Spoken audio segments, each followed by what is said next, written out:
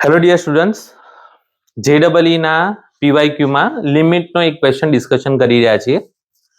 JEE 2024 એમાં આપણને એવું ગિવન છે a ઇઝ ઇક્વલ ટુ આ લિમિટ ગિવન છે, b ઇઝ ઇક્વલ ટુ આ લિમિટ ગિવન છે અને આપણે ફાઇન્ડ કરવું છે ABQ અને આપણને ABCD ઓપ્શન ગિવન છે.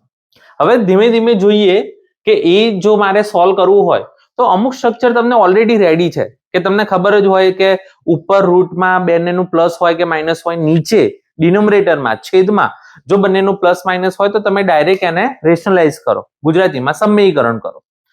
શેનાથી સમયીકરણ કરવાનું? ઓપોઝિટ સાઇનથી. તો ચલો સૌથી પહેલું શું લઈશું?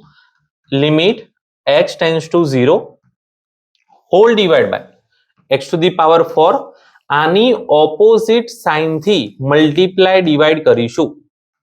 તો એક છે આ અને ઓપોઝિટ સાઈડ થાય તમારી પ્લસ, મતલબ પ્લસ √2 થી તમે મલ્ટીપ્લાય ડિવાઇડ કરશો.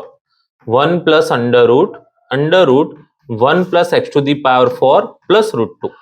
હે ને? આ એકદમ સિમ્પલ અને બેઝિક સ્ટેપ છે કે જો તમને રૂટ બંને દેખાય છે તો તમે કમ્પલસરી રેશનલાઇઝ કરશો, ઓપોઝિટ સાઇનથી મલ્ટીપ્લાય ડિવાઇડ કરશો.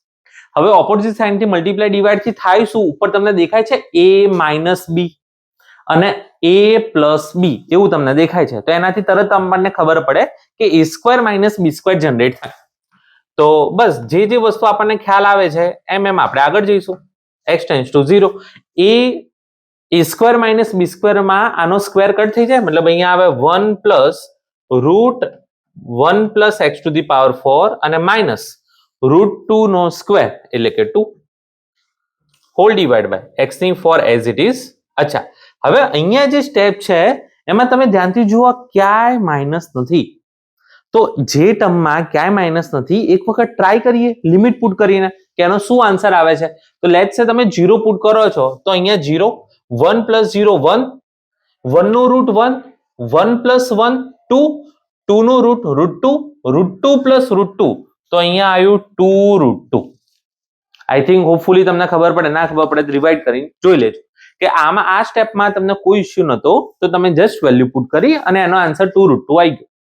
હવે ઉપરના સ્ટેપ જો તમે ધ્યાનથી જુઓ તો એ લિમિટ x ટેન્ડ્સ ટુ 0 માં અંડર રૂટ 1 પ્લસ x ની 4 માઇનસ 1 છે. અહીંયા 2 √2 ઓલરેડી છે અને અહીંયા x ની 4 ઓલરેડી છે. તો ફરીથી એના એ વસ્તુ તમને ઉપર રૂટ દેખાય છે તો તરત તમને ખબર પડે કે તમે રેશનલાઇઝ કરો. તો આપણે રેશનલાઇઝ કરીએ. રેશનલાઇઝ શેનાથી થાય? ઓપોઝિટ સાઇનથી.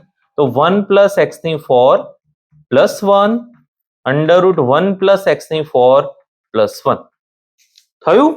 ઠીક છે. હવે ફરીથી a is equal to limit x tends to 0.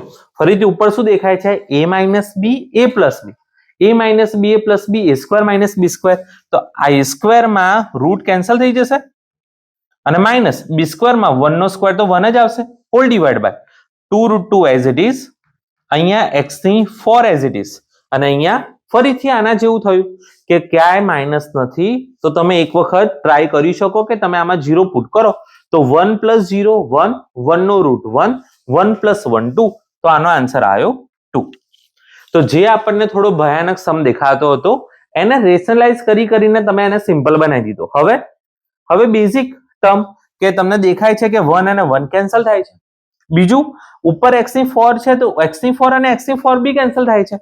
તો સિમ્પલ જો તમે શાંતિથી જુઓ તો તમારો a નો આન્સર આવી ગયો 1/4 √2. એ જે તમારે ફાઇન્ડ કરવાનું તો બધું કેન્સલ થઈને નીચે 2 √2 * 2 એની વેલ્યુ આવી ગઈ 1/4 √2. તો આપણું પહેલું સ્ટેપ પત્યું કે જેમાં આપણે a ને લિમિટને સોલ્વ કર્યું. અચ્છા, હવે ડિસ્કશન કરવી છે આપણે b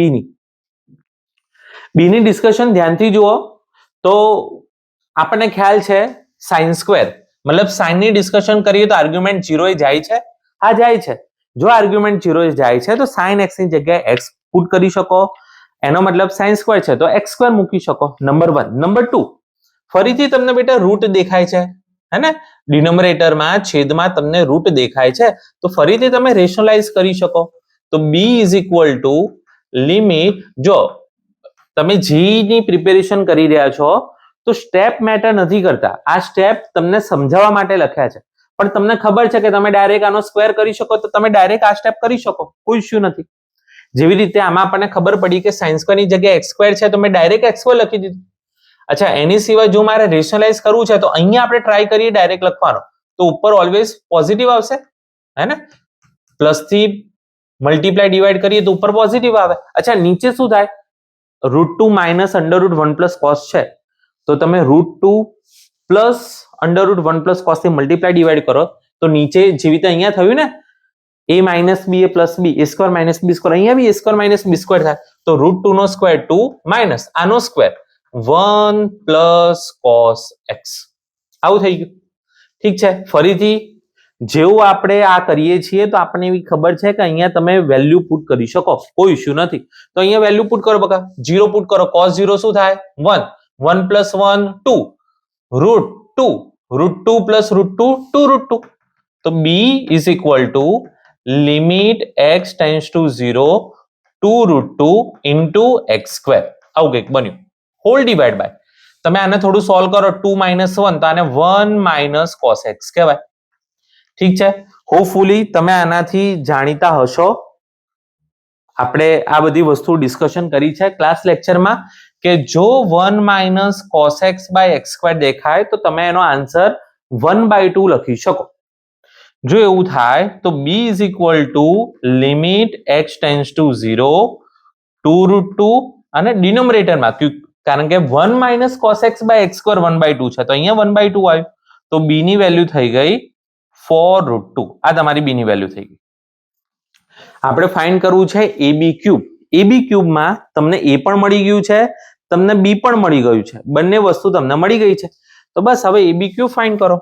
ચલો ab ક્યુબ માટે ab ક્યુબ, a તમને ખ્યાલ છે 1/4 √2 અને આ b છે 4 √2 નો હોલ ક્યુબ, જે આપણને ખ્યાલ છે. તો એક ટર્મ અને એક ટર્મ કેન્સલ થાય તો આનો સ્ક્વેર થઈ ગયો. જો એનો સ્ક્વેર થયો તો 4 નો સ્ક્વેર 16, √2 નો સ્ક્વેર 2, તો 16 2 ઝા 32, 32 છે ઓપ્શનમાં. Yes, B is your right answer. ઠીક છે, તો જેઈ ના સમ તમે જો બેઝિક સાથે સોલ્વ કરો છો તો કોઈ ઇશ્યુ નથી.